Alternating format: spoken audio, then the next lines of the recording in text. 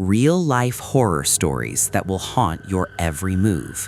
Be advised, it's so terrifying that 90% of people couldn't last more than 30 minutes before shutting it off. Consider this your only warning. Part 1. The basement that shouldn't exist. The first time I heard the sound, I thought it was plumbing. That's what you tell yourself when you're alone in a 140-year-old church at night. Old pipes knock, wood settles, wind crawls through vents and turns narrow hallways into wind instruments. If you've ever spent time in a building older than your grandparents, you learn that age has a voice. Grace Covenant Church sat on the edge of Mill Haven, Ohio, a quiet town that had more cornfields than traffic lights. Red brick, white steeple, cemetery out back with headstones dating back to the Civil War. The kind of place that feels safe because it's always been there. I wasn't clergy. I was the maintenance supervisor. 34, recently divorced, needed a job that didn't require smiling at customers. Churches are quiet Monday through Thursday. Most of my work happened at night, fixing light fixtures, cleaning up after youth events, repairing loose pews, checking the boiler. The boiler was in the basement. The church officially had one basement level. Officially. The first sound came around 10:47 p.m., a low thud. Not loud, but deliberate. Not the metallic bang of pipes, more like something heavy shifting against wood. I was in the sanctuary, replacing a faulty spotlight above the pulpit. The church was empty. I had locked the front doors myself. The sound came from below. I froze on the ladder. Waited. Silence. Then, a slow dragging noise. Across the floor. Underneath me. I climbed down and stood still. You can tell a lot about a building by how it carries sound. Churches echo upward. Basements muffle things. This wasn't echoing. It was pressing up through the floorboards, like something was testing the ceiling. I told myself raccoons had gotten in. That was reasonable. Animals sometimes chewed into crawl spaces during winter. I grabbed my flashlight and headed toward the basement stairs. The basement hallway smelled faintly of old hymnals and bleach. Fluorescent lights flickered overhead. The boiler room was at the far end. The storage rooms lined the left wall. I reached the bottom of the stairs and listened. Nothing. The dragging had stopped. I walked slowly toward the boiler room. The concrete floor felt colder than usual, the air thicker. The door to the boiler room was closed. I distinctly remembered leaving it slightly ajar earlier. I stood there a full 10 seconds before opening it. Inside, nothing unusual. Boiler humming, copper pipes intact, no broken panels, no animals. I checked every corner, shined the light behind storage shelves. Nothing, just concrete and shadow. But as I stepped back into the hallway, I noticed something I hadn't before. A door at the end of the hall, past the storage rooms. A narrow wooden door painted the same off-white as the walls. I had been working there for 3 months. There was no door there before. Church blueprints are usually simple. Sanctuary, offices, basement, utility spaces. There was no second basement room listed on the maintenance map in my office. I walked toward the door slowly. The hallway seemed longer than usual. The fluorescent light above it flickered erratically. The door didn't have a handle, just a horizontal metal bar bolted across it from the outside, like something had once been sealed in. I crouched and ran my hand along the concrete floor near the threshold. Scratches. Not random, repeated, as if something inside had dragged against the door over and over. I swallowed. Old churches sometimes sealed off unsafe storage rooms. That's all. Probably water damage. Probably mold. Still, why had I never seen it before? I went upstairs to check the original architectural plans kept in the church office. The church was built in 1883. The basement layout was simple, rectangular. No additional rooms beyond what I already knew. No extension. No sealed chamber. Nothing at the end of the hall. I brought the plans back down with me, held them up in the hallway, compared measurements. The hallway was longer than drawn, by at least 10 feet. That wasn't a trick of perspective. It was structural. concrete doesn't settle into extra square footage. The dragging sound came again, soft, from behind the door. Slow, deliberate. I stepped back instinctively. It wasn't scratching anymore. It was sliding, like weight shifting from one side to the other. Then, 3 knocks, evenly spaced. Not loud, not frantic, measured. I didn't answer, because answering would make it real. The air in the hallway felt wrong. Not colder, not hotter, just pressurized, like before a thunderstorm. My ears popped slightly. The fluorescent lights hummed louder. The metal bar across the door vibrated faintly. Not from force, from resonance. Something inside wasn't hitting the door. It was breathing against it. The church had a history. Every old building does. But Grace Covenant had something else. In 1912, the original pastor resigned abruptly.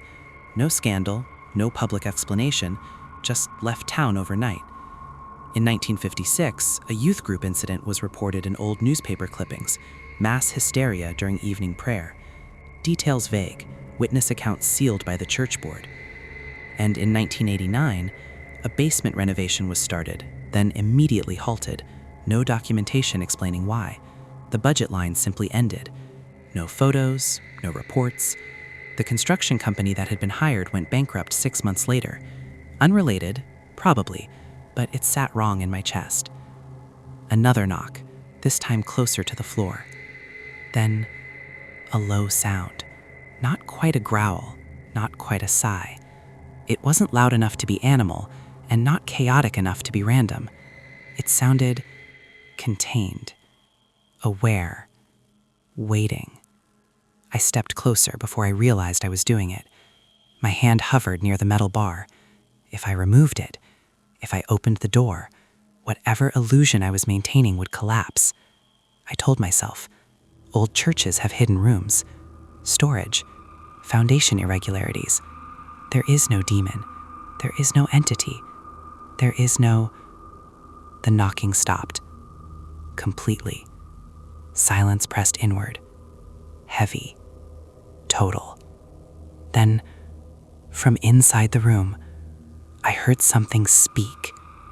Not clearly, not words, but cadence, like someone whispering through thick walls. The rhythm of language, without clarity. It wasn't random noise. It wasn't mechanical. It wasn't wind. It was patterned, as if someone were reciting something very slowly and very calmly. My phone buzzed. I nearly dropped it. A text from Pastor Reynolds. "Everything okay down there?" I stared at the screen. Had he heard something? Was he watching cameras? I replied, "Yeah, just checking the boiler." The typing bubble appeared immediately, then disappeared, then reappeared. Finally, "Don't go past the storage rooms." My throat tightened. I hadn't told him where I was. I hadn't mentioned the door. I typed back, "There's a door at the end of the hall. Was that always there?" Several seconds passed, longer than normal. Then, "There is no door." The fluorescent light above me went out. Darkness swallowed the hallway. Only my flashlight beam remained, shaking slightly in my hand. The beam landed on the door. The metal bar was no longer vibrating. The scratches on the floor looked deeper than before, and the whispering inside was louder, clearer, not English, but structured, intentional, almost liturgical. The voice stopped abruptly, and in the silence, something inside shifted its weight. The door bowed inward slightly, not from force, from presence, as if something tall had stood up directly behind it, close enough to touch the wood. and I understood something in that moment that I couldn't explain logically. The door hadn't appeared tonight. It had always been there. But you don't see what you're not meant to acknowledge. The church wasn't hiding the room. The room was hiding itself, waiting for someone who noticed. And now, it knew I had. From inside the sealed chamber, something inhaled, slow, deep, and directly against the door. The wood flexed slightly, not breaking, just responding, like lungs expanding. Then, very softly, from inches away, a whisper in clear English. "You finally looked." I did not remove the metal bar. I did not open the door, but I did something worse. I answered. "No," I whispered. "I didn't." And from inside, a sound that might have been laughter, but too dry, too controlled, too patient. Upstairs, the church bells began ringing. There was no automatic timer, no scheduled service, and no one else in the building. They rang slowly, once, twice, 3 times, and stopped. Behind the door, something began to pray. Part 2. What the Church Buried. I didn't sleep that night. Not because I was afraid of dreams, because I was afraid of silence. After the whisper, after the bells, I backed away from the door slowly. I didn't turn my back to it. I didn't run. I didn't touch the metal bar again. The whispering inside continued, low, measured, almost melodic, like someone reciting scripture in a language that existed before words were separated into alphabets. When I reached the stairs, I felt it, not physically, but perceptually, like pressure shifting behind me. The sense that something inside that sealed room had adjusted its attention, not following, just aligning. I went upstairs and locked myself in the church office. I checked the security monitors, basement camera, hallway view. There was no door at the end of the hall. The camera showed the concrete wall exactly as it should have been. Blank, unbroken, no extension, no wooden door. My flashlight, however, had shown it clearly. The scratches, the metal bar, the wood grain. I rewound the footage from the last hour. At 10:46 p.m., I appeared at the bottom of the basement stairs. I walked down the hallway, and then I stopped at the blank wall. I stood there for over 3 minutes, just staring at concrete. Then I reached forward. My hand hovered in the air, as if touching something invisible. My lips moved. The audio feed wasn't strong enough to capture words, but I was speaking. To a wall. I felt something tighten behind my ribs. I fast-forwarded. At 10:53 p.m., the fluorescent lights in the hallway flickered. At 10:53, I stepped backwards suddenly, as if startled. Then I climbed the stairs and left the basement. There was no visible door in the footage, but in my memory, the door had been real, solid, sealed, waiting. I called Pastor Reynolds at 1:12 a.m. He answered immediately, as if he'd been expecting the call. "Tell me exactly what you saw," he said.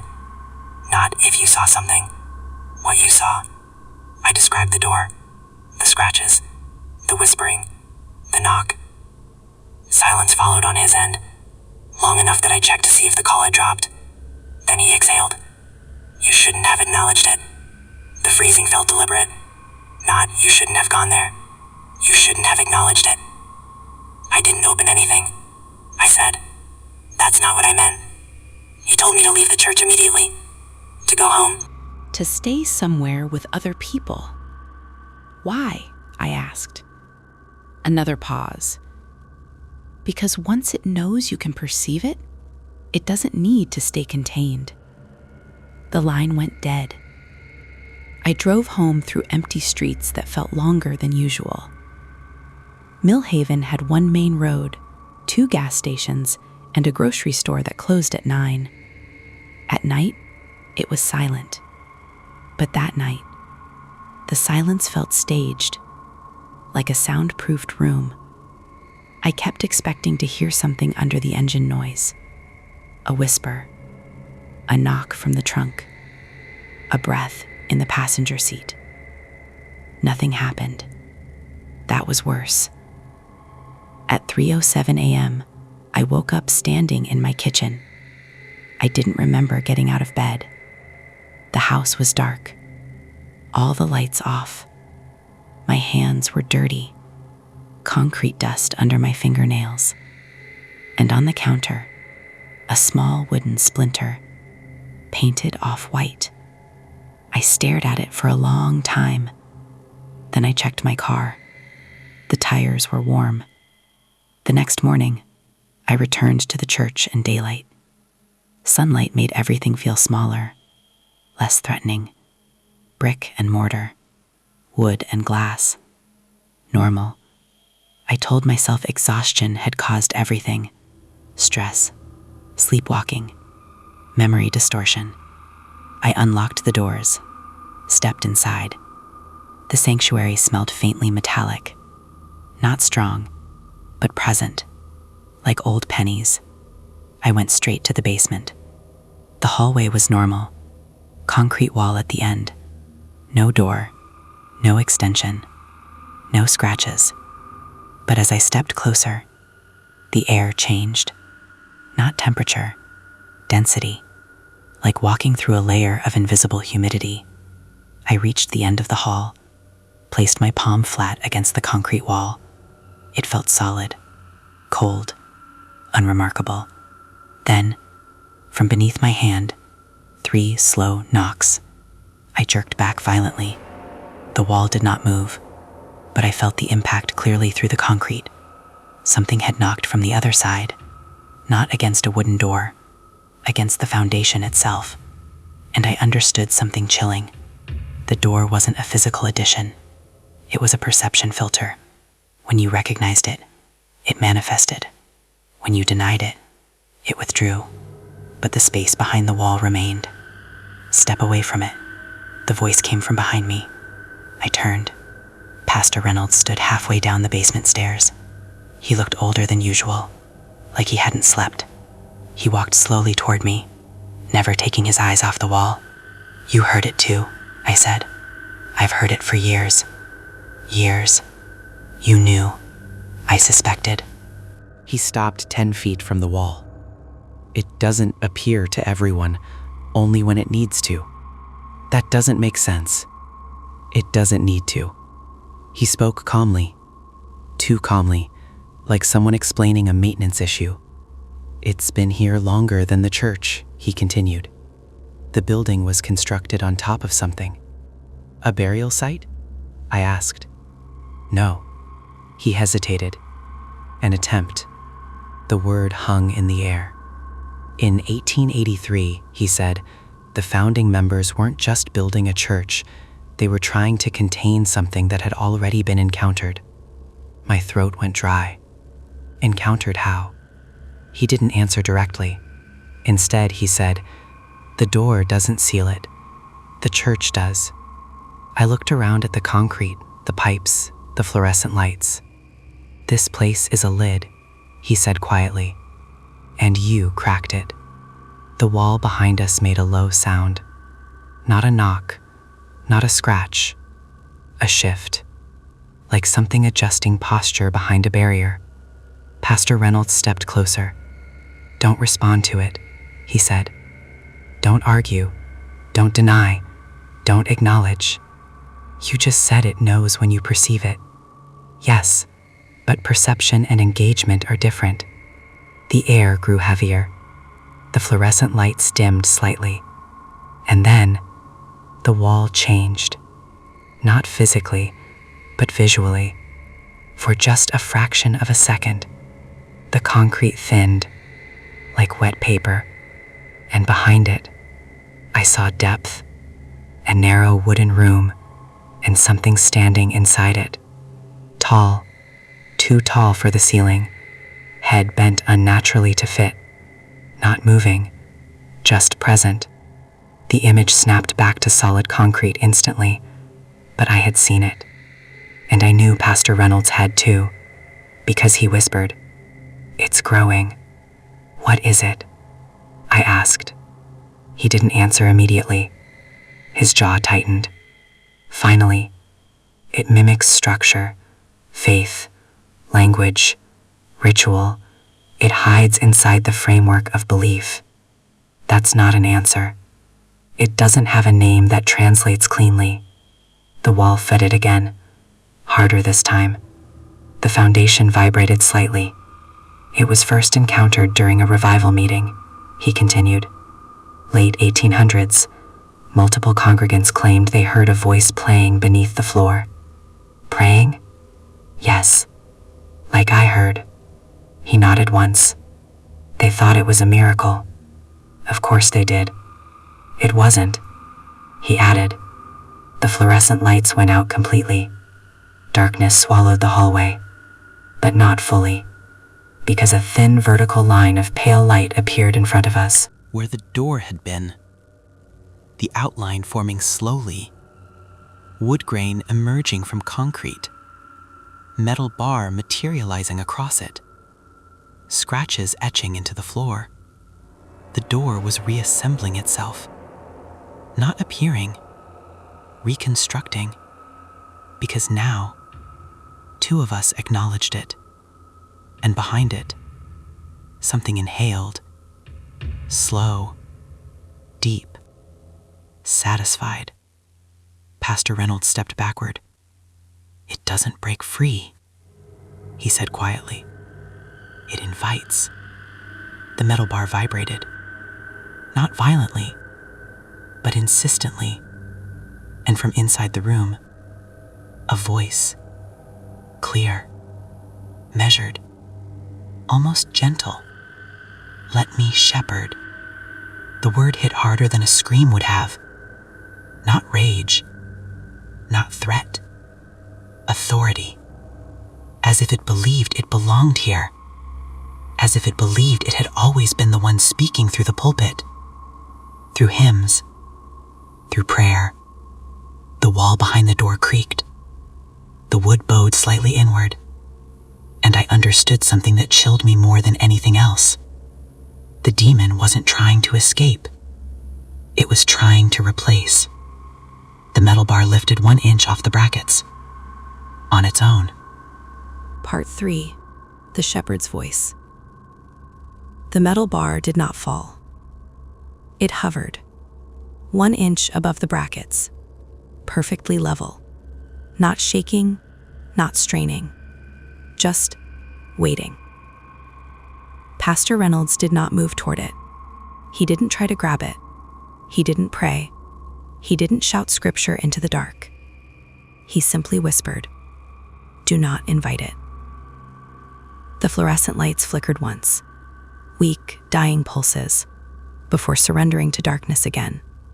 The only illumination now came from the thin vertical glow outlining the door, pale, almost surgical. From behind the wood, the voice spoke again, calm, warm, measured like a sermon. "You built this house for me." My stomach tightened. It wasn't booming. It wasn't monstrous. It sounded like a man speaking through a pulpit microphone. Controlled, confident, rehearsed. "You asked for a shepherd," it continued. "You begged for guidance." The metal bar lifted another inch. Pastor Reynolds stepped forward now, but not toward the door, toward me. "Look at me," he said quietly. I didn't realize I'd been staring. My eyes felt locked on the thin seam of light around the frame, like it was pulling my focus forward. "Do not look at it when it speaks," he said. "That's how it layers itself." Layers itself. It builds familiarity, tone, authority. It mimics pastoral cadence first. The voice behind the door shifted slightly. Not louder, but closer.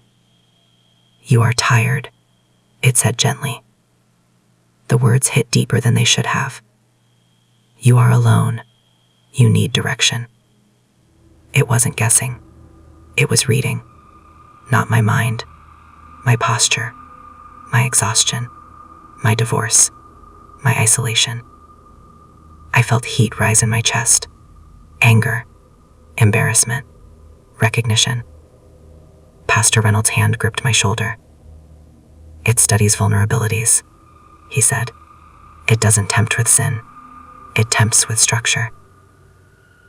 The metal bar rose fully from its brackets and hovered in midair, then rotated 90 degrees, slowly, deliberately, as if presenting itself and offering. The door did not burst open. It eased inward, 1 inch, then 2. No violent motion, no splintering wood, just invitation. A line of darkness widening behind it, and inside that darkness, depth. A room that should not fit within the foundation of this church. Narrow walls, low ceiling, wood beams blackened with age, and at the center, a figure, tall, bent forward slightly to avoid scraping the ceiling. Its proportions wrong. Arms too long, neck too extended. Head tilted at a patient angle. Its features were not grotesque. That would have been easier. They were indistinct, like a face remembered from childhood but never seen clearly again. It didn't step forward. It didn't lunge. It simply watched. "You sealed me," it said softly. The voice now carried slight resonance, like it was speaking from inside a hollow cathedral. "You feared my clarity." The words vibrated through my ribs, not threatening, accusing. Pastor Reynolds pulled me backward slowly. "We are leaving," he said calmly. The figure inside the room straightened slightly. Its head nearly brushed the wooden ceiling. "You asked for revival," it continued. The sanctuary above us creaked. The pews shifted faintly, as if someone heavy had walked between them. I answered. A sound echoed from above, a hymn, soft, distant. No organ, no choir, just voices, congregational, slow and reverent. But the church was empty. Pastor Reynolds' grip tightened. "Do not listen to the melody," he warned. Because it was beautiful, harmonized, familiar. The kind of hymn you hear on Easter Sunday when sunlight spills through stained glass, hopeful, warm, inviting. My throat tightened. It felt like comfort, like belonging. The figure inside the basement room tilted its head slightly further. "You built your faith on repetition," it said. The hymn above grew clearer. Footsteps followed it. Dozens, soft but synchronized, walking through the sanctuary, taking seats, settling into pews. "You wanted something that would never doubt," the voice continued, "something that would never waver." The fluorescent lights flickered back on, not bright, dim and sickly, and in their weak glow, I saw something new. The concrete wall surrounding the door was thinning, not cracking, not crumbling, just losing opacity, like the entire basement was becoming a veil. Pastor Reynolds pulled me toward the stairs, but the staircase looked longer than it should have, each step slightly extended, distance stretching. "You cannot replace us," Pastor Reynolds said, his voice steady. The figure inside the room didn't move. "You replaced yourselves long ago." The hymn above shifted keys, minor now, lower, sadder. The footsteps stopped. Silence followed. Then, a single clap, echoing, measured, applause, slow, deliberate. From inside the sanctuary, my breathing quickened. "This isn't real," I whispered. The figure's indistinct face angled toward me directly. Not Pastor Reynolds. Me. "It becomes real when believed," it replied. The applause upstairs grew louder, more hands joining, a congregation affirming something unseen. "You think I want your church," it continued. "I want your structure." The basement ceiling creaked. Dust fell. The wood beams inside the hidden room darkened further, expanding, growing upward, merging with the foundation. The church wasn't sealing it anymore. It was feeding it, layer by layer, sermon by sermon, prayer by prayer. Every time belief reinforced structure, it strengthened the thing beneath it. The metal bar clanged to the floor suddenly. The door swung open fully. The room behind it extended far deeper than physically possible. Not 10 feet, not 20.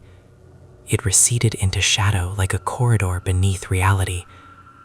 The figure stepped forward. One slow movement. Its foot touched the basement floor. Concrete rippled slightly beneath it. Not breaking, bending, like fabric under weight. It was taller than I first thought. Its spine elongated subtly as it straightened. Its face sharpened, still indistinct, but more defined, more human, more pastoral. Its mouth moved gently as it spoke. "You invited me every Sunday." The applause above reached a crescendo. And then, the sanctuary doors upstairs opened, heavy wood swinging wide. Cold wind poured down the stairwell, carrying salt and something metallic. Pastor Reynolds turned pale. "It's synchronizing," he whispered. "With what?" "The congregation it's been building." My mind snapped to something terrible. "People?" He didn't answer. Instead, he stepped forward suddenly, placing himself between me and the figure. "You will not take this house," he said firmly. The figure paused, studied him, then smiled. Not wide, not exaggerated, just a soft pastoral smile. "I already did." The sanctuary above us shifted, pews scraping violently now, as if dozens of bodies stood simultaneously. The applause stopped, replaced with unified breathing. Slow, deep, inhale, exhale, inhale, exhale. The same rhythm I had heard behind the door the night before, not random, congregational. The figure took another step forward. Its shadow did not fall naturally. It spread sideways instead of backward, flattening along the floor, extending toward the stairwell, toward the sanctuary, toward the pulpit. "Faith is repetition," It said calmly, "and repetition is architecture." The concrete beneath my feet thinned slightly. My sense of balance wavered. The basement walls elongated vertically, as if the room itself were stretching to accommodate something larger. "You do not need to open doors for me," it continued. "You only need to preach." Pastor Reynolds suddenly grabbed the fallen metal bar from the floor. He held it upright, not like a weapon, like a staff. "You were sealed once," he said, "and you will be sealed again." The figure smiled widened just slightly. "You think sealing is containment?" It leaned forward, closer, its face inches from his. "You misunderstand." Its breath was not hot, not cold. It carried the faint scent of old paper and incense. "I am not beneath the church," it whispered. "I am within it." The sanctuary above us groaned, wood splintering, glass cracking, not violently, but shifting, rearranging, as if something massive had taken the pulpit. The figure turned its head toward me again. "You noticed me," it said softly. "You are already aligned." My heart slammed against my ribs. The basement air felt thin, compressed. "You do not resist," it continued. "You analyze, you observe." It stepped fully out of the hidden room, now entirely in the basement, tall enough that its head brushed the ceiling beams, yet somehow not breaking them. They bent, accommodating. Its shadow merged with the concrete floor, dark veins spreading outward from its feet, not destroying, embedding. "I do not need your fear," it said. "I need your voice." The sanctuary doors upstairs slammed shut. The breathing stopped. Total silence fell. The fluorescent lights burst one by one, plunging the basement in near total darkness. Except, the hidden room behind the door remained illuminated, soft, inviting, and the figure's silhouette stood perfectly framed in it, between us and whatever waited above. Pastor Reynolds' voice shook for the first time. "You cannot preach without a congregation." The figure tilted its head again, and very slowly, smiled wider. "Oh," it said gently, "I already have one." From above, dozens of voices spoke in unison, reciting, perfect cadence, perfect synchronization, and the words were not scripted. Part 4. The Congregation Above. The voices upstairs were not chanting. They were reciting. Measured. Precise. As if reading from something written long before language settled into English. The rhythm was liturgical but wrong. Too symmetrical. Too mechanically synchronized. No human congregation breathes that evenly. No one stumbles over syllables. No one coughs. No one clears their throat. Every voice above us moved in flawless cadence. Pastor Reynolds' grip tightened around the metal bar. He was no longer holding it like a staff. He was bracing himself with it. The figure in front of us did not look toward the ceiling. It didn't need to. "They have structure now," it said calmly. Its shadow spread across the concrete floor like ink and water. Slow. Intentional. Not rushing. Never rushing. Structure requires leadership. The voices above shifted pitch. Lower now. Deeper. The sanctuary floorboards creaked. Not under chaotic movement. Under organized repositioning. Rows aligning. Bodies standing in perfect formation. I could picture it, even without seeing it. An invisible congregation rising from the pews, facing the pulpit, waiting. "You're not real," I said, though the words felt thin even as they left my mouth.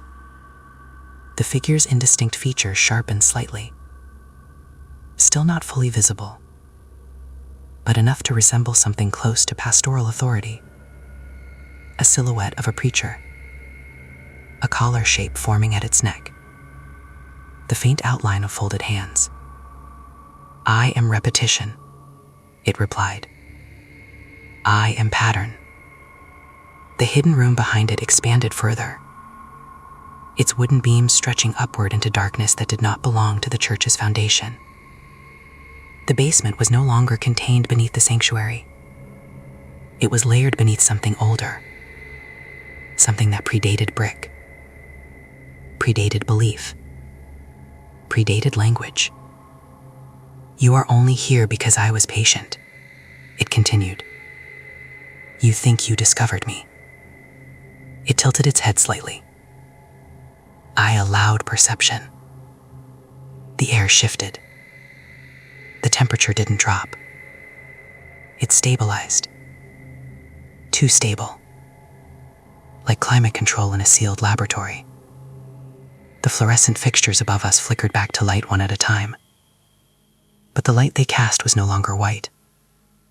It carried a faint amber tint, like candlelight filtered through bone. Pastor Reynolds slept backward. One slow step. "Do not listen," he said to me under his breath. "It builds consensus." "What does that mean?" I asked.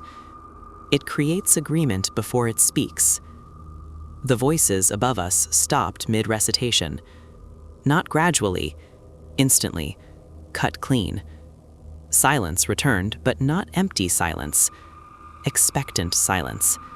The kind that exists in a church when the pastor steps to the pulpit, waiting for the first word. The figure raised one elongated hand slowly. Its fingers were too long, jointed slightly wrong, but not grotesque, just extended beyond proportion. It gestured upward. The sanctuary floor vibrated. The pulpit above us groaned, wood bending under weight. Then, a single voice spoke from upstairs. Not dozens, just one. Clear, confident, male, warm. I recognized it instantly. Pastor Reynolds.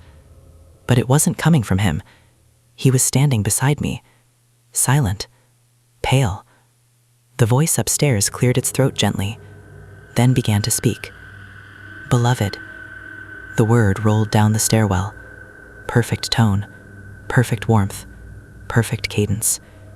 The congregation above responded in unison. Yes. My skin prickled. That's not me, Pastor Reynolds whispered. But the voice upstairs continued. Today we gather in alignment. The congregation responded. Alignment.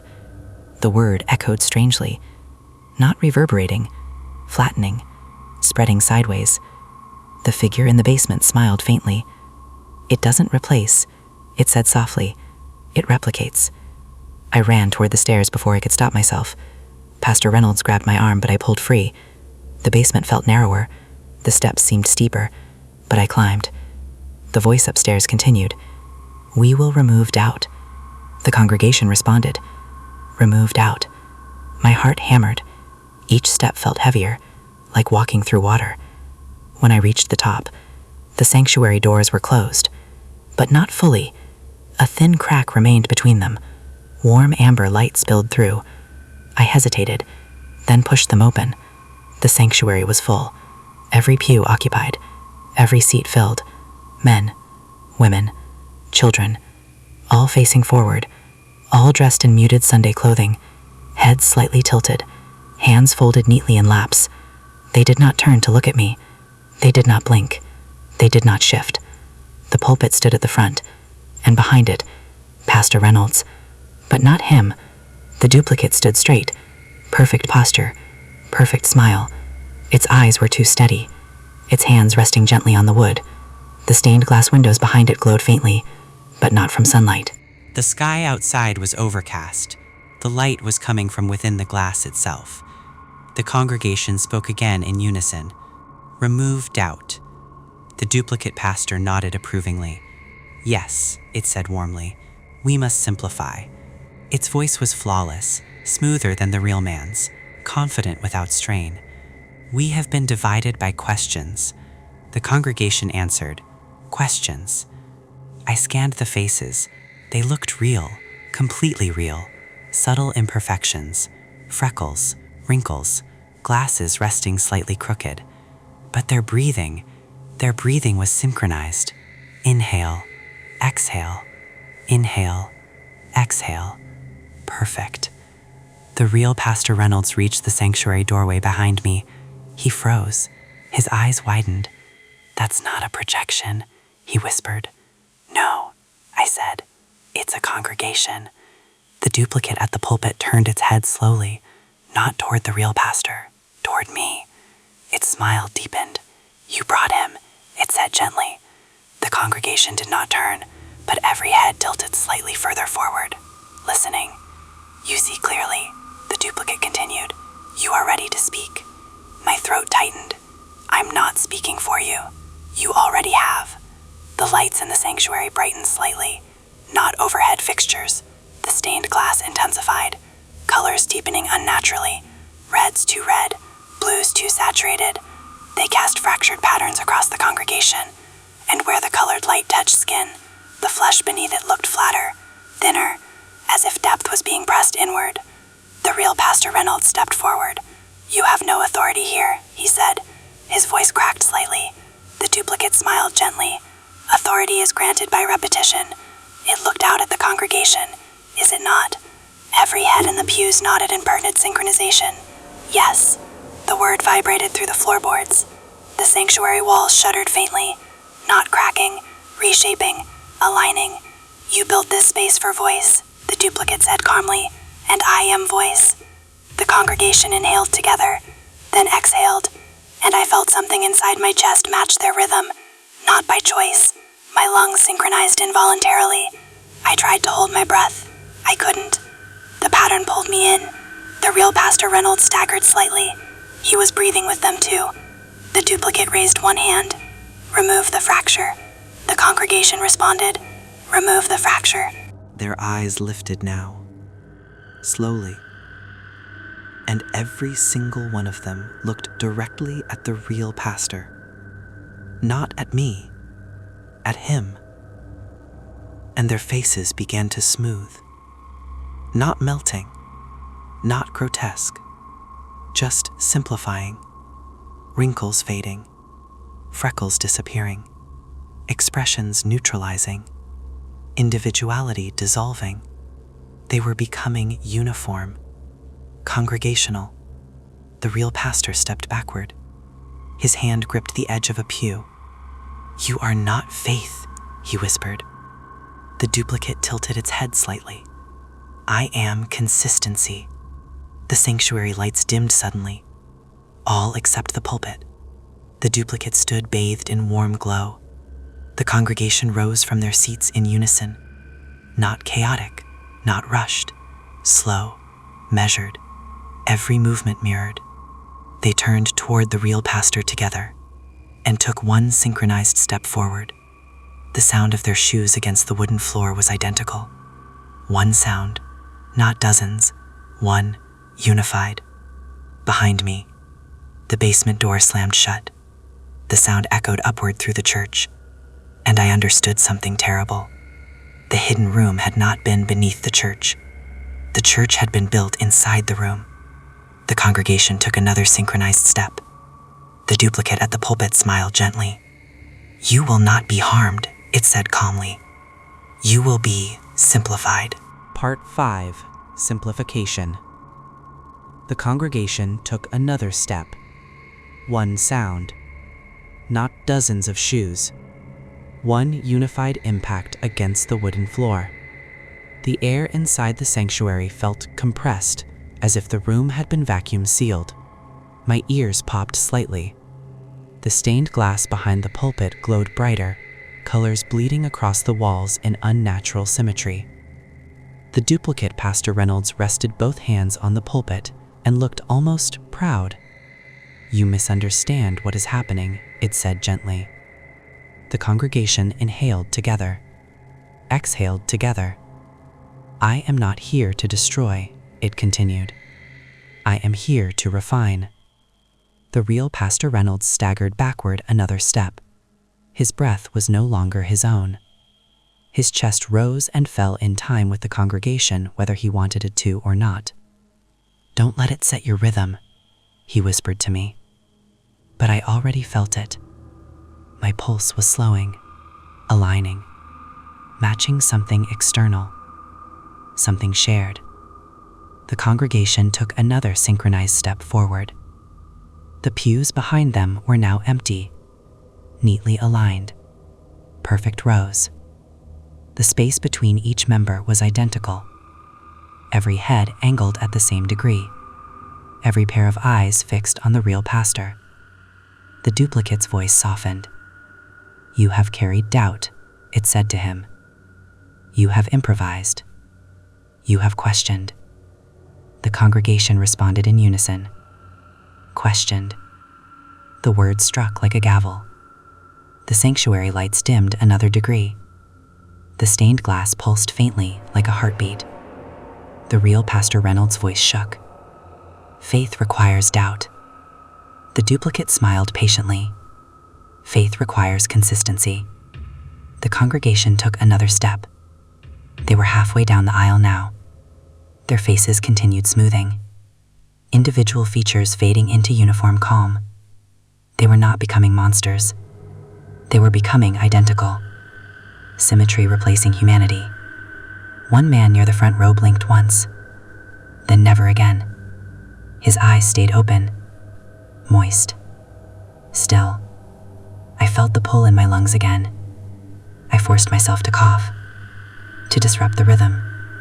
It helped for half a second. Then my breath aligned again.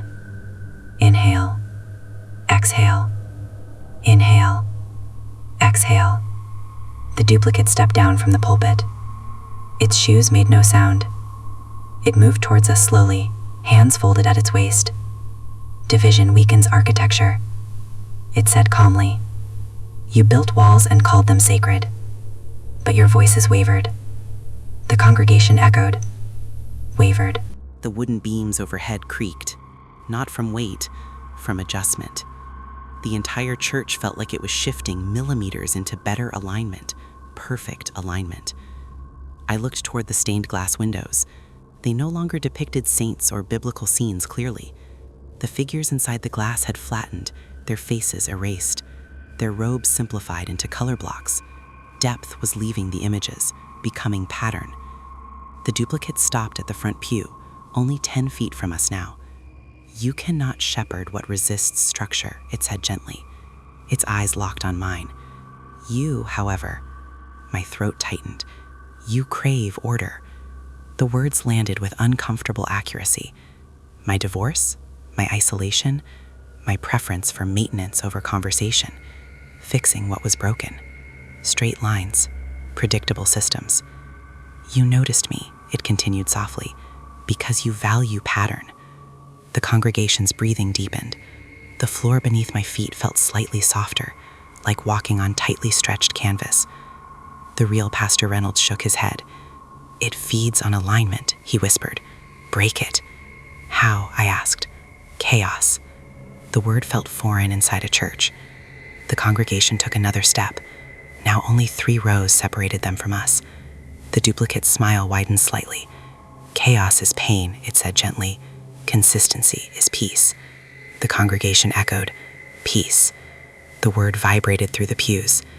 The real pastor grabbed a hymnal from the nearest bench and hurled it sideways across the sanctuary. It hit the wall, fell to the floor crooked. The sound broke the rhythm for 1 second. Just one. The congregation's breathing staggered. A ripple passed through them. The stained glass flickered. The duplicate's eyes narrowed slightly. "Interesting." It recovered quickly. "Correction," it said calmly. The congregation inhaled sharply together. The rhythm snapped back into place. Stronger, more precise. The crooked hymnal on the floor slid slightly, straightening itself, aligned with the wall. "It corrects deviation," I whispered. "Yes," the real pastor said hoarsely.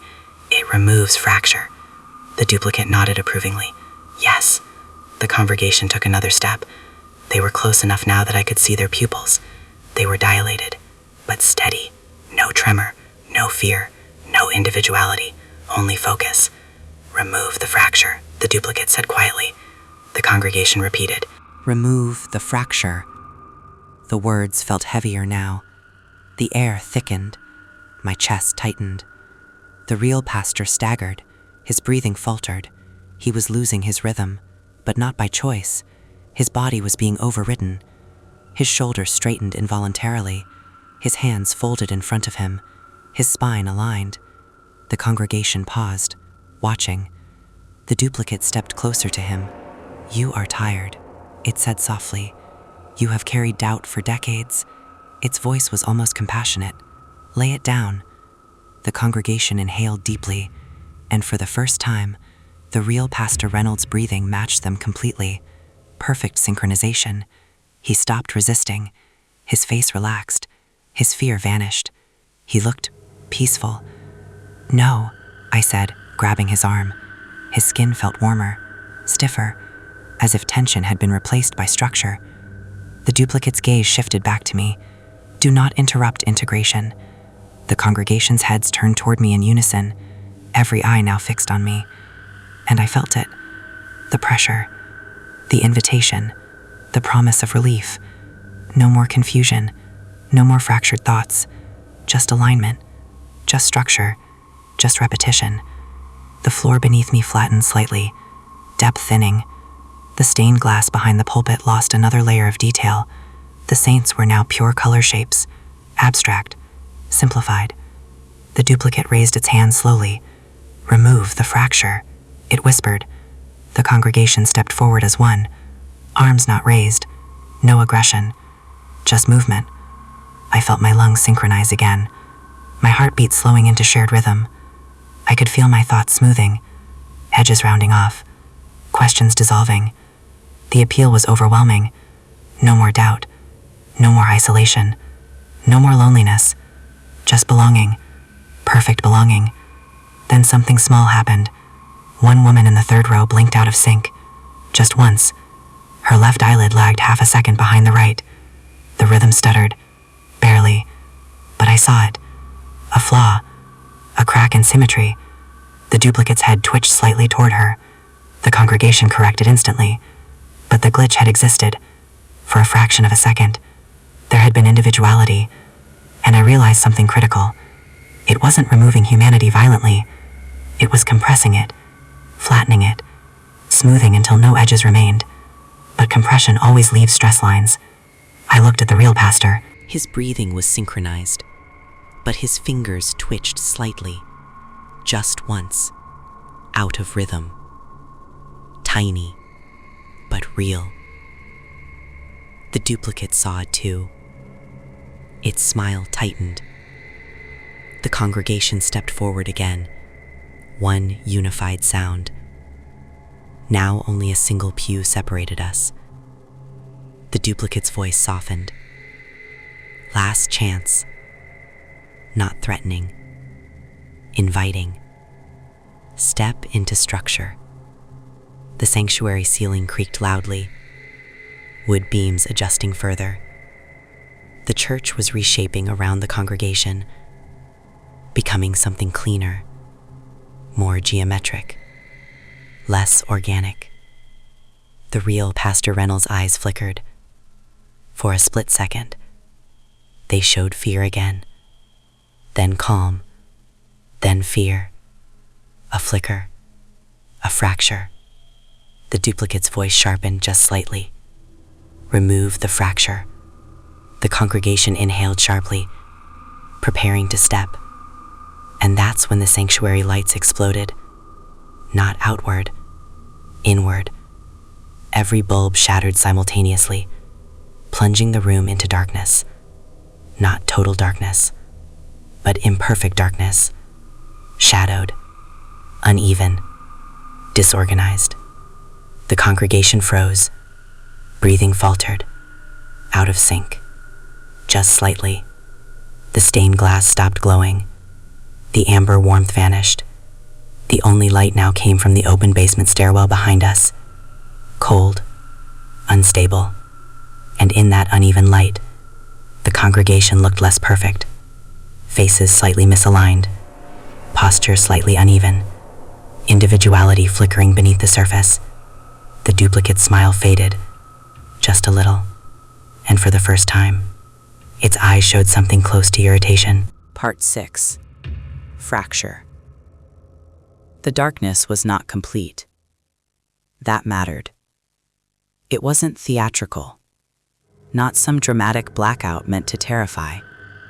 It was uneven, patchy, wrong. Emergency exit signs flickered weakly near the back of the sanctuary. A faint gray wash of late evening light pressed through the high windows.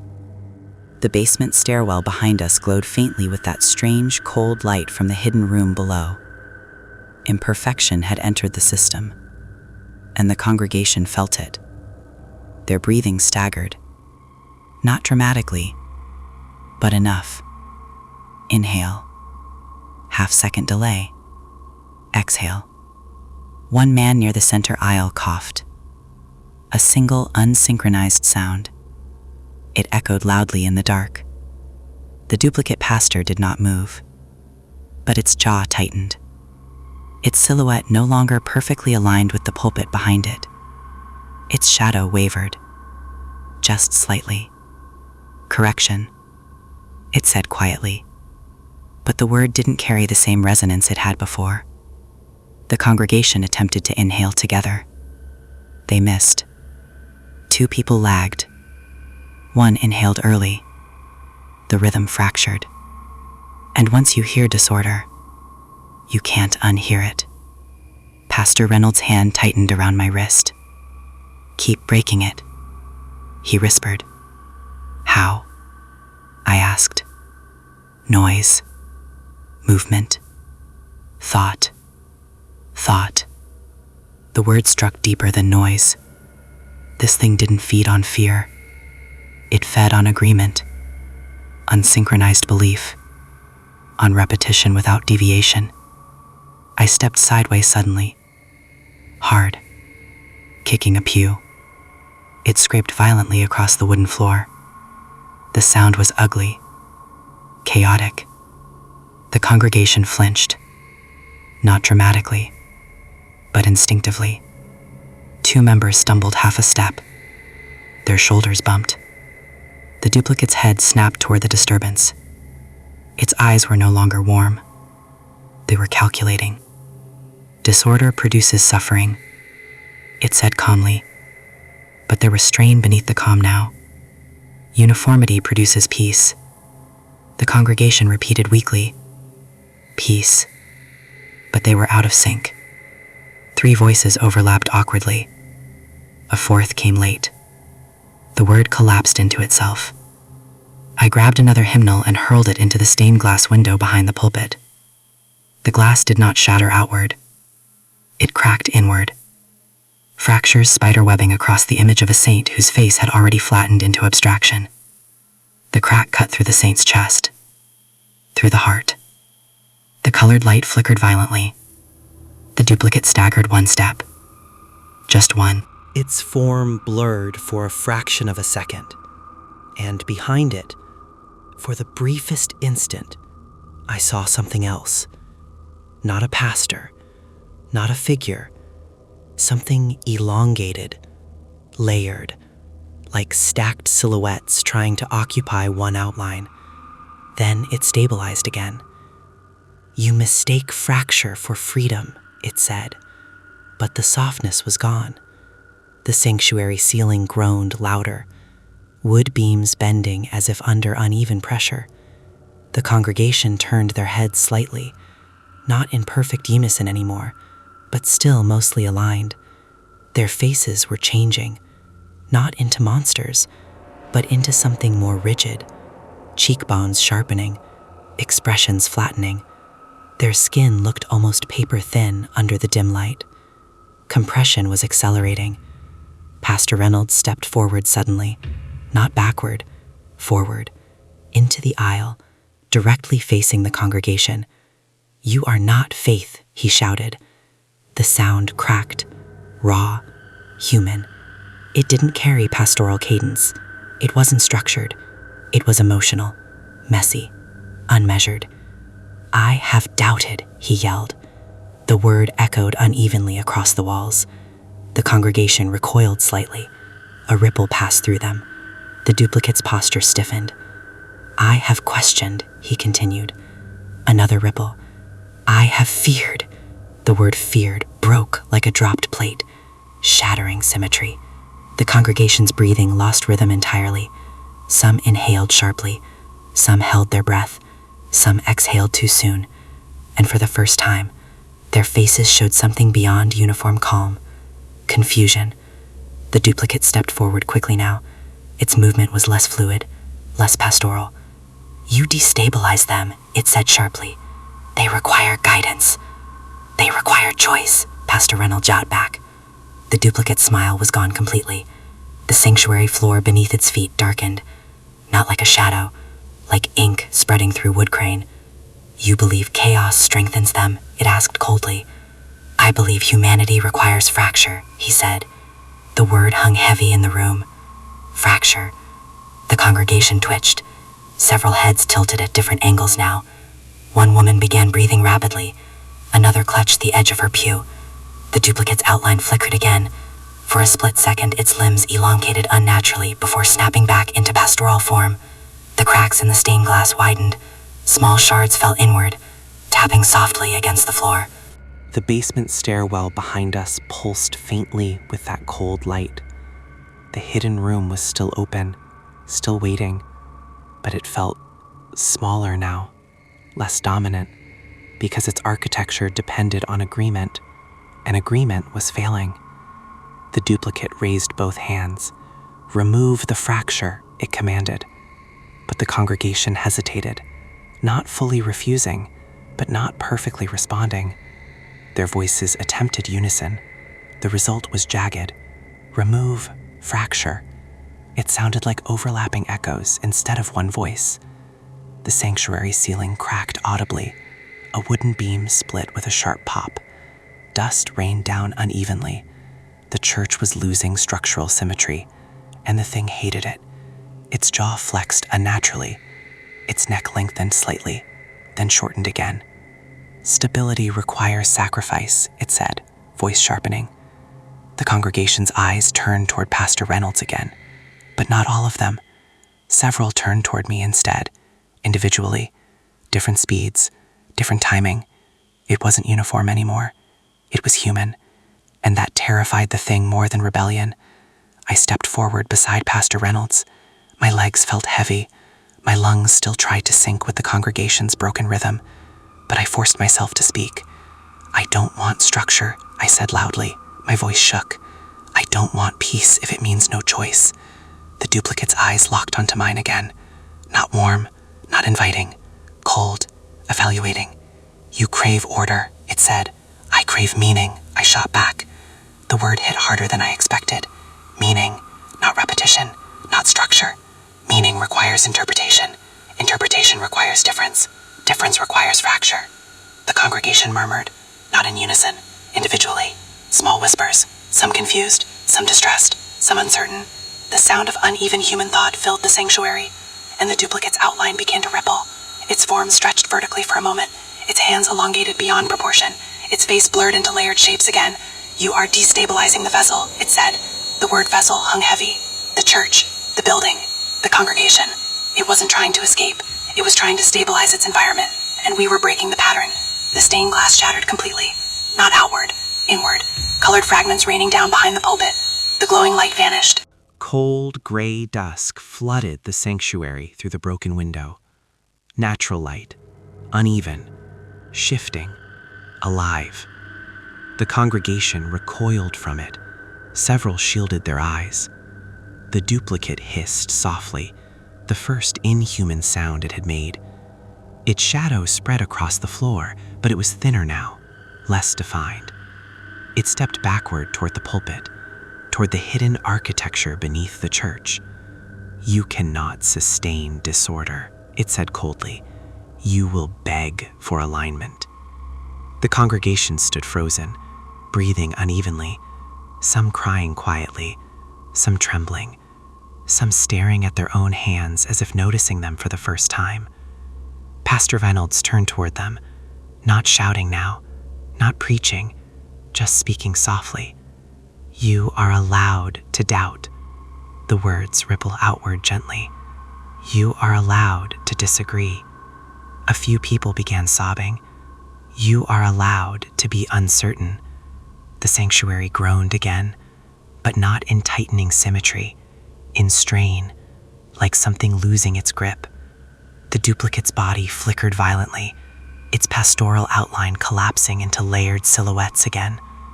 The hidden room below the basement door began to shrink, its depth receding, the doorframe warping. The architecture was destabilizing, and the thing was losing containment, not outward, but inward, being compressed back into abstraction. It screamed then, not loud, not monstrous, but wrong, a sound like paper tearing in a vacuum. The congregation collapsed into their pews, breathing heavily, out of sync, human. The duplicate staggered backward into the pulpit, its form flattening, losing volume. "You will rebuild," it hissed. "Order returns." The pulpit cracked down the middle. The floor beneath it split slightly, and the duplicate fell backward, not into fire, not into darkness, but into the collapsing geometry of the sanctuary itself, its outline compressing, folding, flattening, until it became nothing more than a thin vertical line in the air. Then, gone. Silence fell. Real silence. Not expectant, not structured. Just human quiet. Uneven breathing. Crying. Wood settling naturally. The basement light faded completely. The hidden door was gone. The wall beneath was solid concrete. The church no longer felt pressurized. It felt damaged, imperfect, alive. Pastor Reynolds fell to his knees, exhausted, shaking. The congregation looked around in confusion, some asking what happened, Some unaware anything had. Memory already blurring. Simplification reversing. But not completely, because fracture leaves marks, and architecture remembers stress. The church would never be perfectly symmetrical again, and that might be the only reason it survived. Part 7. Residual Architecture. The silence after it vanished was not relief. It was absence, the kind of quiet that follows structural collapse, not loud collapse, but internal failure.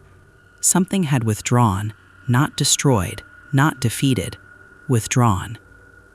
The congregation sat scattered in the pews, breathing unevenly, blinking like people waking from anesthesia. Some were crying without knowing why. Others stared at their hands as if rediscovering the shape of their fingers. No one remembered standing. No one remembered speaking in unison. They remembered arriving for evening prayer. They remembered singing a hymn. After that, blur. Pastor Reynolds stayed on his knees at the front of the aisle for a long time, not praying, just breathing, out of sync, on purpose. I walked slowly toward the pulpit. The wood was cracked straight down the center, not violently split, just misaligned, like it had been forced into a shape it resisted. Behind it, the stained glass window was shattered inward. Jagged edges framed the gray sky outside. Wind slipped through in uneven bursts. Imperfect. Alive.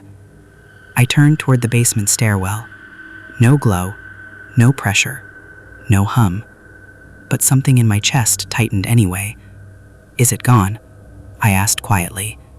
Pastor Reynolds did not answer immediately. He stood slowly, joints stiff, eyes unfocused. "No," he said. The word wasn't fearful. It was certain. "It cannot be destroyed." Then what happened? He looked around the sanctuary, at the crooked pews, the broken glass, the congregation speaking in low, overlapping whispers. We denied its symmetry. Emergency crews arrived within 30 minutes. Someone had called about the noise, about the broken window. We told them a support beam had shifted. Structural stress. They nodded. Old buildings do that. They always do. No one mentioned the synchronized breathing. No one mentioned the duplicate pastor. No one mentioned the voice. But as EMTs checked blood pressure and asked routine questions, I noticed something disturbing. When people answer, their speech patterns were slightly delayed, half a second too uniform. When they said, "I'm okay," several said it with the same cadence, same inflection. Not identical, but close. Residual architecture. By midnight, the church was empty. Police tape sealed off the sanctuary due to structural concerns. The congregation was told services would be canceled for repairs. They left quietly, calm. Almost too calm. Like something had been simplified, but not fully restored. I stood in the parking lot watching the last car pull away. The night air felt ordinary. Crickets, distant highway hum, wind across cornfields. But ordinary didn't feel safe anymore. Pastor Reynolds stood beside me. He looked smaller somehow, less authoritative, more human. "It builds slowly," he said. "What does?" "Alignment." He stared at the church windows, dark now. "You think what happened tonight was the first attempt?" I swallowed. "It wasn't?" He shook his head. "It has surfaced before, in different forms." "How?" "Periods of perfect attendance." "That's not unusual." "For years," he said quietly. "No missed Sundays, no disagreements, no theological disputes." "That sounds like a healthy church." "It isn't." His voice was flat. "A healthy church argues." We went back inside together, despite the police tape. Not to the sanctuary, to the basement. The hallway was normal again. Concrete solid, no door at the end, no extension, no scratches.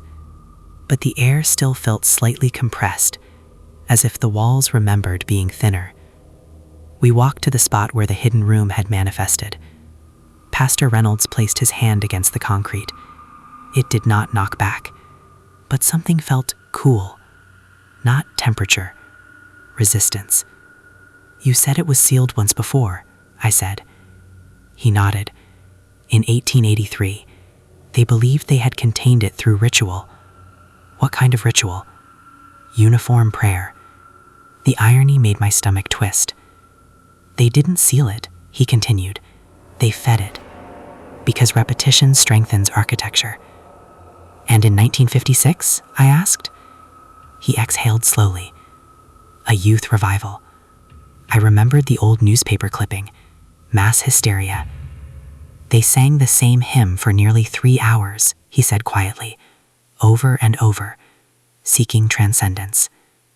And they got it. He nodded once, briefly.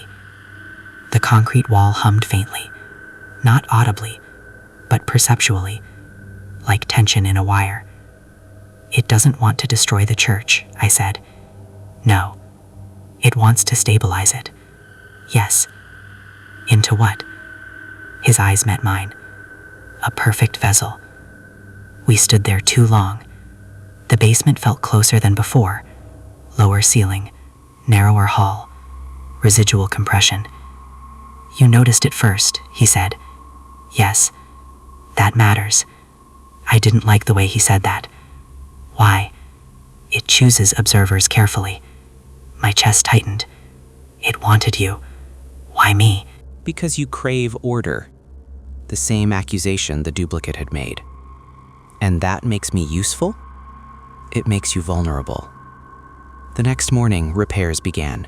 Contractors replaced beams, boarded the broken stained glass, reinforced the pulpit.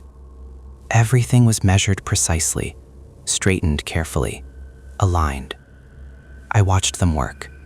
Every time a board was leveled perfectly, something in the air tightened slightly, barely perceptible, but there. By afternoon, the sanctuary looked nearly symmetrical again, cleaner, straighter, more uniform. I felt pressure building behind my eyes. Stop, I muttered under my breath. A contractor looked at me strangely. Something wrong? No, I said quickly. But there was. Every correction restored architecture, and architecture invited alignment. That evening, I went home exhausted. Not physically, mentally. I stood in my kitchen staring at the cabinets. They were evenly spaced, aligned, the countertop level, the refrigerator humming steadily. Structure, order, safe. My chest loosened slightly, then tightened again, because I realized something horrifying. I felt calmer when things were symmetrical, and that feeling, that subtle relief, was the same sensation the congregation had nearly surrendered to. Peace through alignment, simplicity through repetition. I opened one cabinet deliberately, left it crooked. The asymmetry made my skin itch. I forced myself not to fix it. The discomfort was sharp, but human. At 2:14 a.m., I woke up standing in my living room, again. But this time, I wasn't holding a splinter. I was holding my phone. The screen glowed. On it, a message draft, typed but not sent, to the church group chat. Emergency prayer tonight, 7 p.m. We must restore order. My heart pounded. I did not remember typing it, but my thumb hovered over send. The cursor blinked steadily, waiting, repetition, structure, gather them, align them. The pressure behind my ribs intensified. The urge was overwhelming. Just one message, just one gathering, just one synchronized prayer, and the discomfort would stop. The asymmetry in my house would stop bothering me. The itch in my thoughts would settle. Peace through structure. I dropped the phone onto the couch. It landed crooked. The screen rotated slightly. The message unsent. My breathing was uneven, fast, chaotic, human. And beneath that chaos, very faintly, I felt it. Not in the church. Not in the basement. In me. A subtle architectural pull. A desire to smooth, to align, to simplify. The thing hadn't escaped. It had dispersed. Not into the building, into the congregation, into me. My phone vibrated again. A notification, not from the group chat, from Pastor Reynolds. A single message. Did you almost send something? My blood ran cold. I typed back, yes. 3 dots appeared instantly. Then, do not gather them. The dots appeared again, then disappeared, then appeared. Finally, it only needs consensus. The message stopped there, incomplete, no punctuation, no follow-up, as if something had interrupted him, or aligned him. The typing indicator vanished. The silence that followed felt structured, measured, waiting. In the quiet of my living room, with one cabinet door hanging uneven and my phone screen dimming on the couch, I realized something far worse than possession. It didn't need to stand behind a pulpit. It didn't need a hidden room. It didn't even need a church. It only needed agreement. And agreement spreads. Slowly, naturally, like architecture rebuilt after damage. Cleaner, straighter, more symmetrical than before. Somewhere in Millhaven, at that exact moment, a hymn began playing softly from someone's phone. Not loud, not coordinated, but familiar and comforting and perfectly in key. Part 8. Consensus. I did not sleep after that message. I left the cabinet door crooked. I left a chair slightly misaligned with the table. I even turned a picture frame on the wall 5 degrees off center. Each imperfection felt like a splinter under my skin. Every few minutes, my eyes drifted back to them. My brain whispered, "Fix it. Straighten it. Restore order."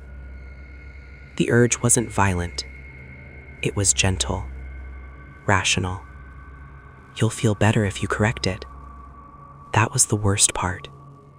It didn't threaten. It soothed.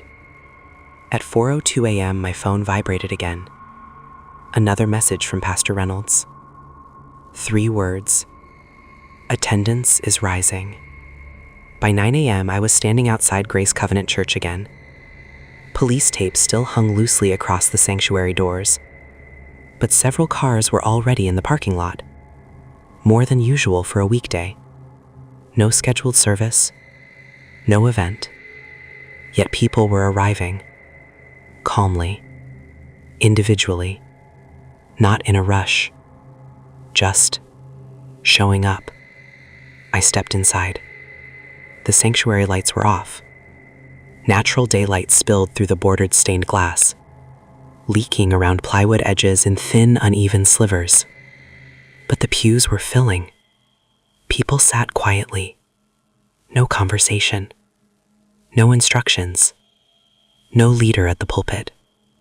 They simply took seats, facing forward, breathing at slightly similar rhythms.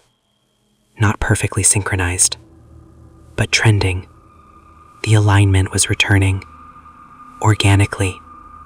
Pastor Reynolds stood near the front aisle. He looked exhausted, more hollow than before. They said they felt compelled, he murmured when I approached. Compelled how? Restless at home, uneasy, as if something was unfinished. That word again, unfinished. Structure seeks completion. A woman in the third pew began humming softly. A familiar hymn, not loudly, just under her breath. 2 others joined unconsciously. Their pitches matched almost immediately. No rehearsal, no cue. The harmony formed naturally. I felt my own lungs try to adjust. My breathing slowed. My pulse softened. The sanctuary didn't feel pressurized like before. It felt balanced, dangerously balanced, like a scale returning to center. "We can't let them lock in," Pastor Reynolds whispered. "Lock in?" Consensus. He stepped forward toward the front row. "Everyone?"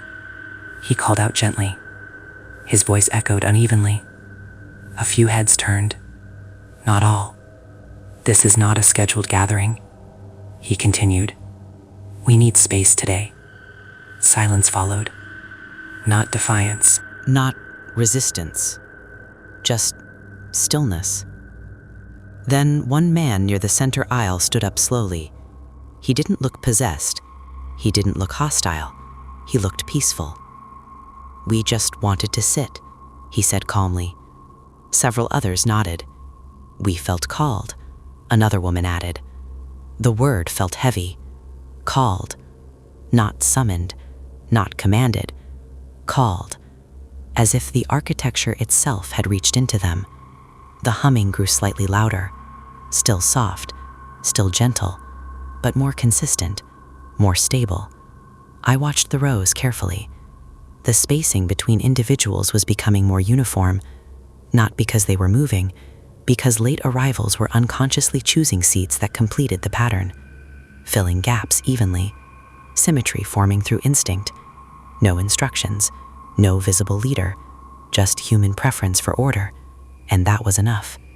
Disrupt it, Pastor Reynolds whispered. How? Noise. The same strategy as before. But this wasn't an overt manifestation. There was no duplicate, no glowing stained glass, no hidden door. Just people. Peaceful people. I walked toward the soundboard at the back of the sanctuary. The power had been cut after the structural incident, but emergency lines still fed minimal electricity to certain circuits. I flipped random switches. Speakers crackled violently. A burst of white noise exploded through the sanctuary, loud, unpleasant, jarring. Several people flinched.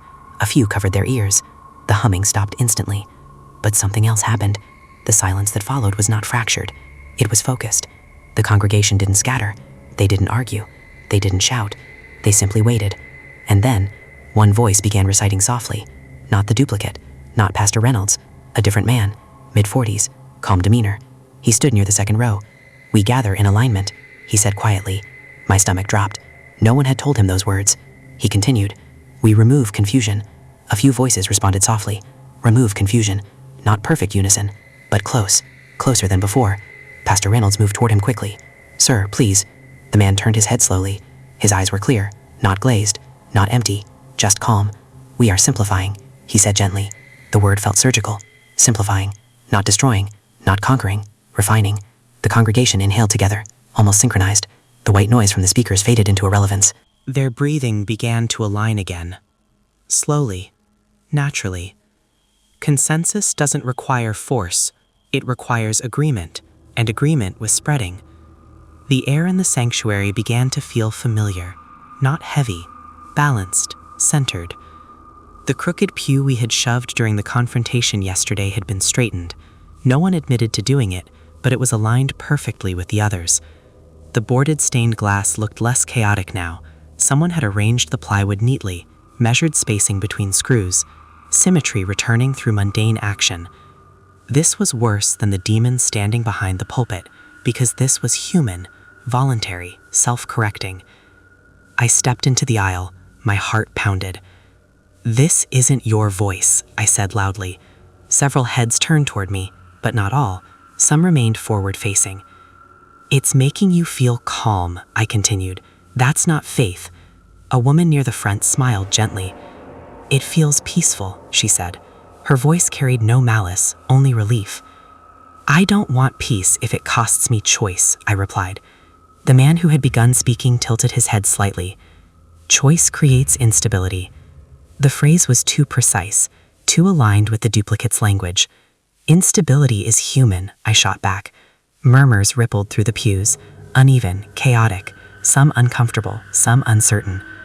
The man's expression flickered, just slightly, and for a split second, his outline blurred, like layers trying to overlap imperfectly.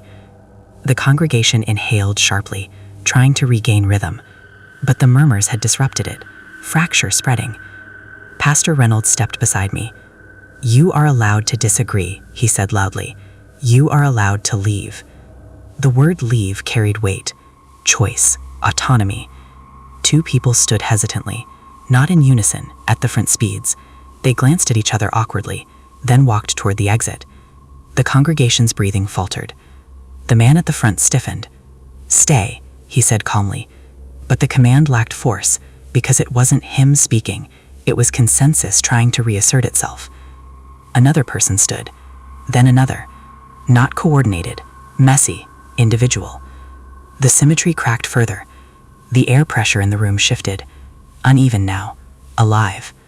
The man at the front blinked, slowly, out of sync, and behind his eyes, for a fraction of a second, I saw the same layered distortion from the duplicate. The architecture flickering through him, then gone. The humming did not resume. Instead, conversation erupted.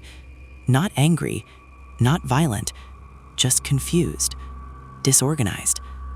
People asking questions, voices overlapping, some crying, some embarrassed, some uncertain why they had come at all. The sanctuary felt chaotic and human. The man who had begun reciting sat down slowly. He looked disoriented, like someone waking from a dream. Pastor Reynolds exhaled heavily. "It's adapting," he said quietly. "It doesn't need a body." No, it didn't. It needed agreement, and agreement had nearly formed without any visible manifestation. The hidden room, the duplicate, those were architectural anchors. But this was spread, distributed, invisible. As the last few congregants left the sanctuary, I felt the tension ease slightly. Not gone, but reduced, like a structure under stress that had shifted back from the brink of collapse. But something lingered, in the corners, in the symmetry of the pews, in the way the exit signs glowed evenly above each door. Consensus is easy. All it takes is shared comfort, shared rhythm, shared relief. And Millhaven was full of tired people who wanted things to make sense, who wanted peace, who wanted alignment. As we locked the church doors behind the final attendee, my phone vibrated. A notification from a social media post in the church group. Not mine. Someone else had written, "Special prayer gathering tomorrow evening. Let's restore balance." It already had dozens of likes, hearts, agreement. No organizer listed, just consensus forming, spontaneously. I looked at Pastor Reynolds. He looked back at me. "It only needs majority," he said. And somewhere deep inside my chest, I felt the quietest whisper of relief at the thought of surrendering to it. Just for a moment, just to feel stable again. Across town, in dozens of homes, people were straightening picture frames, aligning chairs, adjusting curtains. Not because they were told to, because it felt right, because it felt peaceful, because alignment spreads. And once enough people agree, it doesn't need a demon behind a door.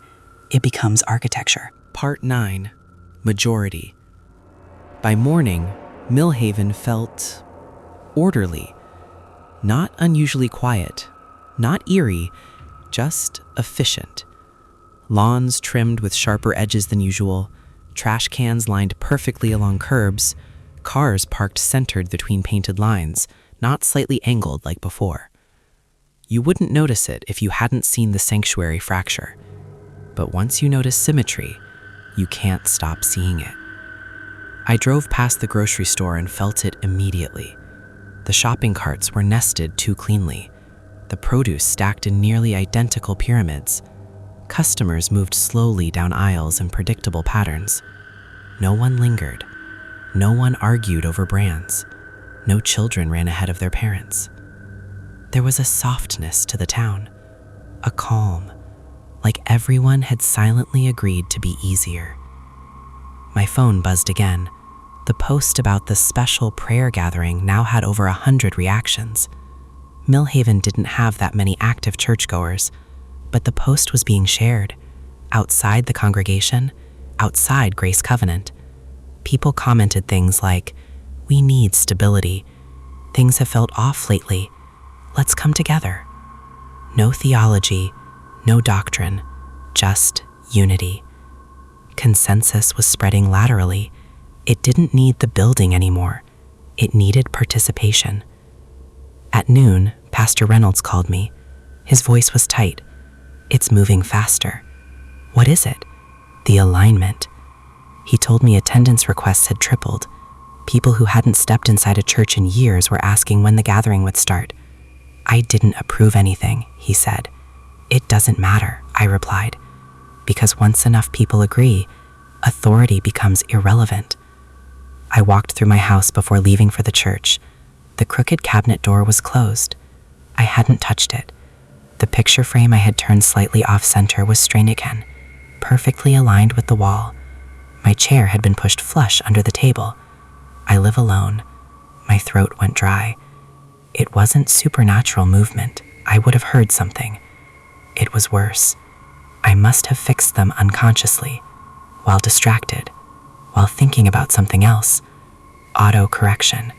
The architecture inside me adjusting without permission. I went back and deliberately misaligned everything again, harder this time. Turned the frame almost sideways, pulled the chair completely out, left the cabinet wide open. The discomfort was immediate, sharp. It crawled under my skin, but I held it there. Let it itch. Let it stay wrong. When I reached the church parking lot that afternoon, it was half full. The gathering wasn't scheduled until evening, but people were already arriving. Not rushing, not chanting, just sitting in their cars, waiting. Some with hands folded, some staring forward peacefully. The sanctuary doors were closed, but they didn't knock. They didn't ask. They trusted it would open. Trust. Consensus doesn't need pressure. It needs comfort. Inside, Pastor Reynolds paced the aisle. The sanctuary had been repaired partially, the cracked pulpit removed, a temporary stand placed instead, centered, level. Too level. You see it too, he said when I entered. Yes. The pews were spaced evenly again, more evenly than before the incident. Contractors must have remeasured, unintentionally reinforcing structure. It's not manifesting physically, I said. No, it doesn't need to. He stopped pacing. It's decentralizing. That word chilled me more than the hidden door ever had. Decentralizing means adaptable, invisible, uncontainable. People began filing into the sanctuary before sunset. Not guided, not directed. They filled the pews evenly. No empty clusters, no uneven gaps. Perfect distribution. No one spoke loudly. No laughter, no arguments. Just quiet anticipation. I stood at the back watching them settle. Their breathing wasn't synchronized yet, but it was trending, gradually, like a metronome pulling musicians toward tempo. A woman in the front row began humming again, soft, the same hymn. Others joined, this time slower, measured, not rushed. It felt peaceful, dangerously peaceful. Pastor Reynolds stepped to the temporary stand. He looked smaller under the lights, more fragile. "We are not holding a service tonight," he said clearly. A few heads tilted, but most continued humming softly. "We are not here to remove doubt," he continued. The humming faltered slightly. "You are allowed to question." The word question felt jagged in the room. Some faces tightened. Discomfort rippled. One man near the center aisle stood slowly. Not the same man as before. A different one. Mid-30s. Calm eyes. "We don't want questions," he said gently. The congregation inhaled softly. Not perfect, but close. "We want peace." Several murmured in agreement. Peace. The word moved through the pews like a warm current. Pastor Reynolds shook his head. Peace without thought is not faith. The man smiled faintly. Thought creates fracture. The phrase again. Too precise, too aligned. But his tone was kind. No anger, no threat, just certainty. I felt it then. The pull, stronger than before. The sanctuary lights felt warmer, the air more balanced. My breathing slowed. It would be easier to let go, to sit, to hum, to align. No more resisting discomfort, no more fighting internal asymmetry, just simplicity. The man in the aisle turned his gaze toward me. "You are tired," he said softly. The words struck deep. You don't have to hold disorder alone.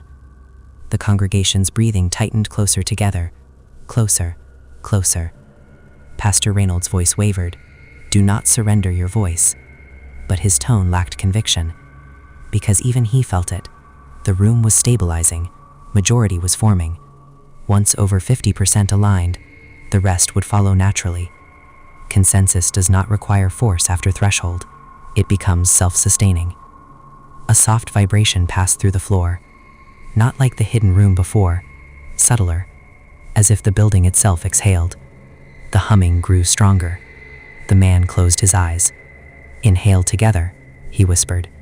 And nearly everyone did, except me, and Pastor Reynolds, and maybe 2 others scattered near the back. The inhale lasted 3 seconds. Perfect. The exhale followed. Smooth, unified. The air in the sanctuary felt cleaner, sharper, like a reset. My lungs tried to join, I clenched my jaw, forced irregular breaths, fast, then slow, then hold, break the rhythm, break it. But majority was forming. I could feel it, like gravity shifting slightly in the room. The man opened his eyes again. "Remove confusion," he said gently. The congregation echoed, "Remove confusion," closer to unison than ever before. The walls did not glow. No demon stepped from behind the pulpit, but the architecture of agreement was locking into place, and I realized the horrifying truth. It didn't need to appear again, because once majority aligned, the architecture would host it permanently, not as a figure, as culture, as norm, as expectation, as peace. Pastor Reynolds gripped the stand tightly. "You are allowed to disagree," he said, but fewer heads turned this time. Disagreement now felt disruptive, ugly, unnecessary. The man in the aisle stepped back into his pew calmly. He didn't need to lead anymore. The congregation inhaled again, longer this time, and the sanctuary settled.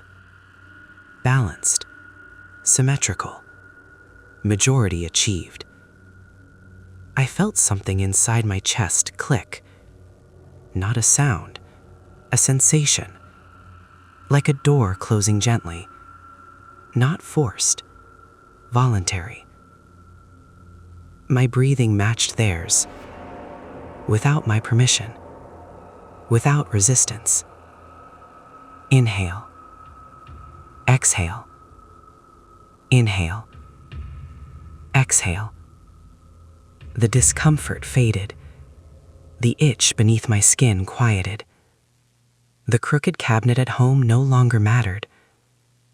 Peace flooded my body. Soft, warm, simple.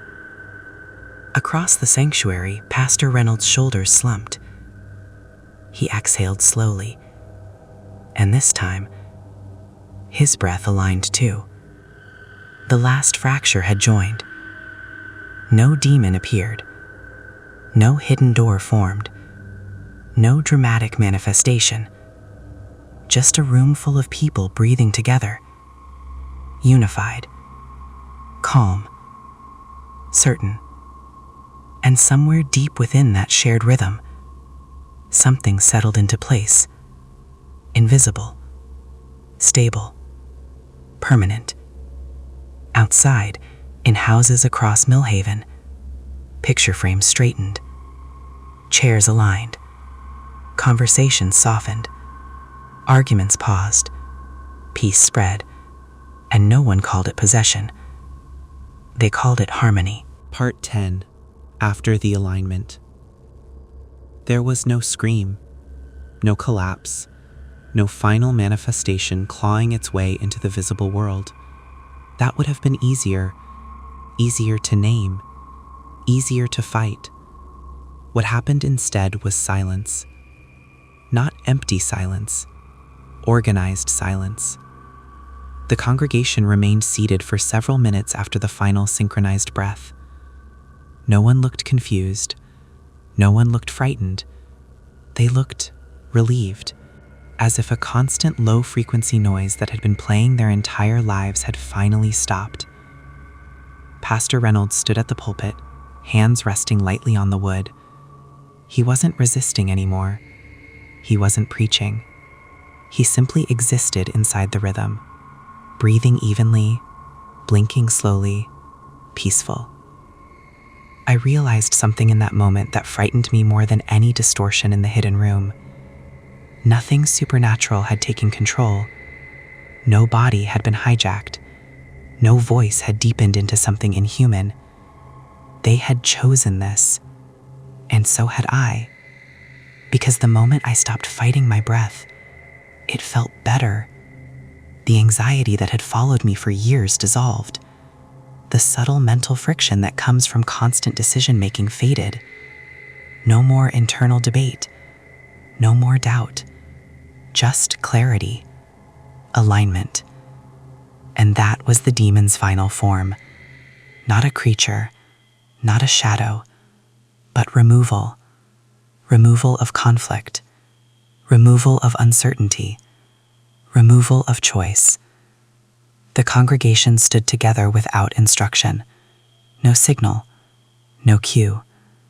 They moved toward the exit in calm, evenly spaced lines. No bottleneck. no rush. Even their footsteps seemed measured. Outside, the evening sky hung low and pale over Millhaven. Streetlights flicked on in quiet symmetry. Cars pulled out of the lot in smooth intervals. No honking, no hesitation. Everything flowed. I walked beside Pastor Reynolds. He didn't speak at first. Then quietly, "Do you feel it?" "Yes." He nodded.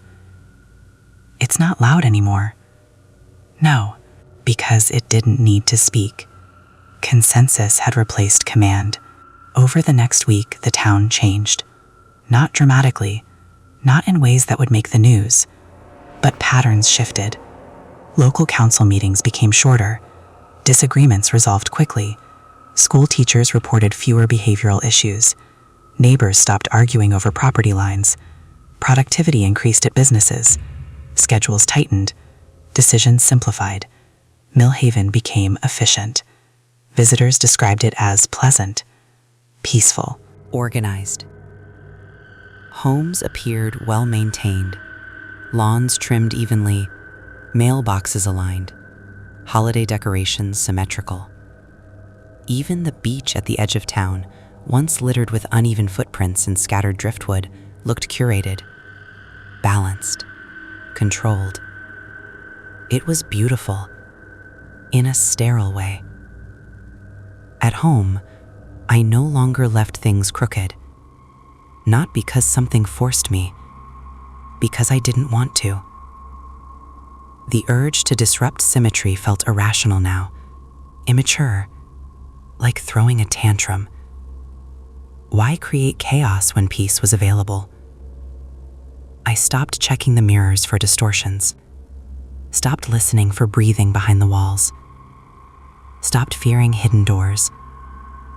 There was no need.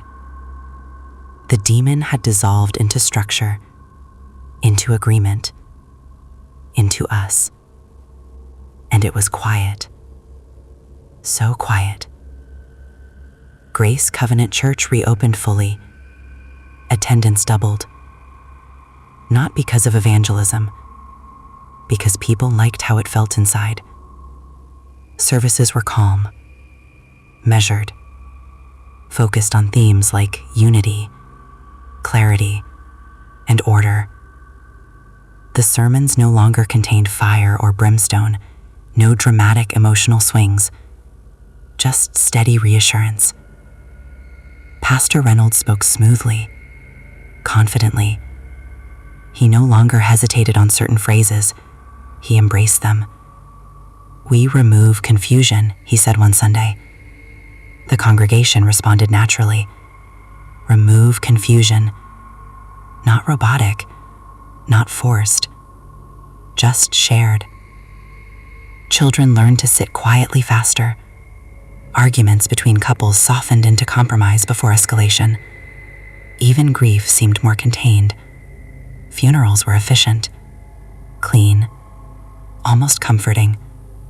Pain did not linger long, because lingering creates instability, and instability had become unpleasant. Months passed. The town thrived. Crime dropped. Complaints decreased. Productivity rose. Millhaven became a small-town success story. Regional blogs praised its community harmony. People moved in. They said they felt something different here. Grounded. Centered. Safe. They weren't wrong. It was safe, as long as you didn't want to resist.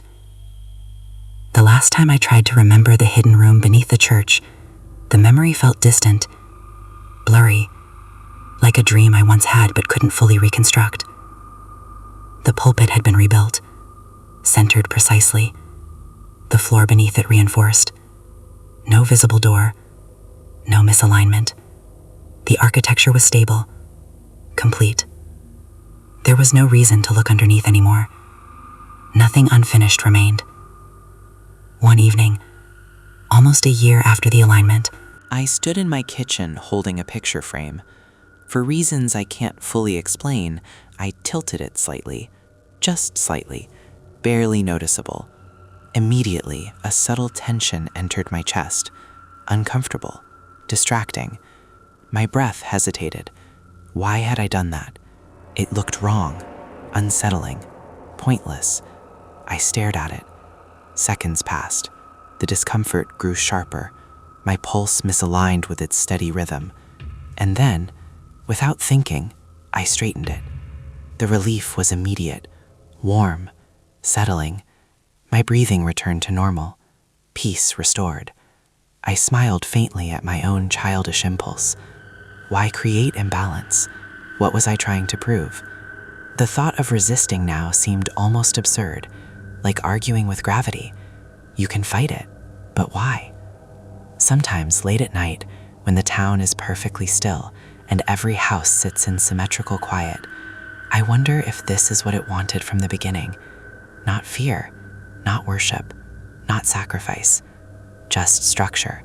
A system without friction, a community without divergence, a world where disagreement feels unnatural. And I wonder something else. Was it ever a demon? Or was it simply an amplification of something already inside us? Our desire for comfort, our craving for certainty, our exhaustion with conflict. The hidden room may have been a catalyst, the duplicate may have been a warning, but the true transformation happened when majority decided peace was more important than freedom, and majority always wins. Grace Covenant Church still stands at the center of Millhaven, clean, aligned, balanced. No strange sounds beneath the hymns anymore, no shifting walls, no distorted reflections, just quiet voices singing in perfect harmony. If you visit, you'll feel it too.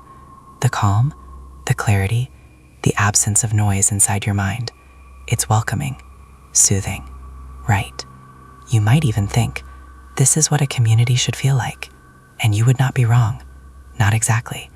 Because there is no monster hiding in the shadows anymore. There is no shape waiting behind the pulpit. There is no breathing in the walls. The demon does not need to lurk inside the church. It lives in the alignment, in the shared inhale, in the moment when disagreement feels unnecessary. And the most terrifying part, no one wants to remove it. Not anymore.